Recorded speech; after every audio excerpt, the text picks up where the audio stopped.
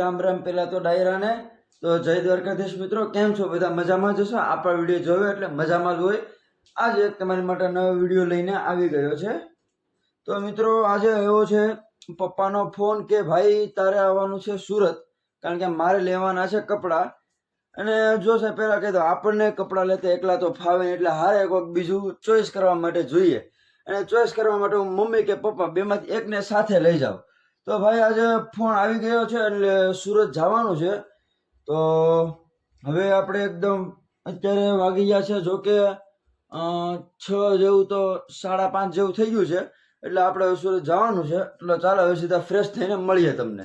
એકદમ ફ્રેશ થઈ ગયો છું મિત્રો, અને જોઈ લો આ મારો લુક છે. આજે ગ્રીન શર્ટ પહેર્યો છે અને બ્લેક પેન્ટ પહેર્યું છે, કારણ કે આપણે એકદમ ફોર્મલ પહેરીએ, કારણ કે આપણે જીન્સ બીન્સ પહેરવાનો વધારે શોખ નહીં મિત્રો. તો હવે સુરત જવા માટે નીકળવાના છીએ આપણે. તો ચાલો નીકળીએ. પહેલાં તો એક કામ કરીએ, આપણે કામની સામાન લઈ લઈએ બધો, કે ભાઈ શું શું જરૂર પડશે. અને ચાલો હવે નીકળશું. તો ભાઈ કેમ છો બધા? મજામાં જ છો? આજો પાછો વિડીયો લઈને આવી ગયા છે અને સુરત જવા માટે નીકળી ગયા છે મિત્રો. અને આ 10 કિલોમીટર માટે ભાડું મૂકે એવું લાગે છે, એટલે ગાડી હકાવવાની બહુ મજા તો નથી આવતી, પણ તોય હકાવી તો પડશે, કારણ કે કપડાં લેવા જાવ હોય તો ગાડી હકાવી જ પડે.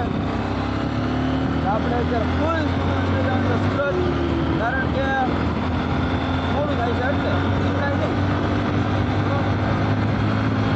હા, મોડું થાય એટલે આપણે નીકળી જવાનું છે, પણ થોડી સ્પીડમાં માપે આપણે. તો ભાઈ પાછા સુરત ગયા છે હવે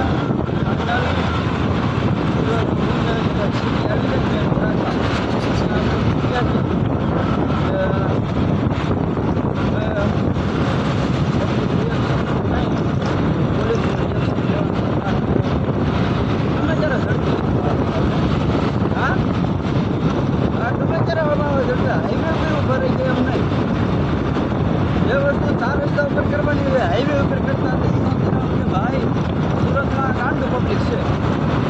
હા, એની પરથી સમજી લેવાનું. તો અને આ જો આ કાંઈ કહેવાય, આ પબ્લિક કહેવાય કાંઈ. આ જો તમને દેખાડો, આ જો. હા ભાઈ, તમને લાગે આ સુરતનું ગાંડું પબ્લિક છે ભાઈ. આ કંઈ કહેવા પણ ન હોય. તો ભાઈ અત્યારે મળી ગયું છે સિગ્નલ, બધા એક એક કરીને ઊભા રહી ગયા છે.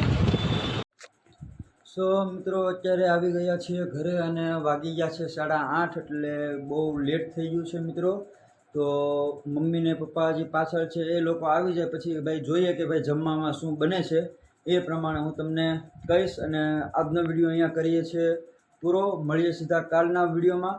તો મિત્રો તમને આ વિડીયો જો મજા આવે તો લાઈક કરજો, શેર કરજો, સબસ્ક્રાઈબ કરજો, અને મળીએ સીધા બીજા વ્લોગમાં. જય દ્વારકાધીશ મિત્રો.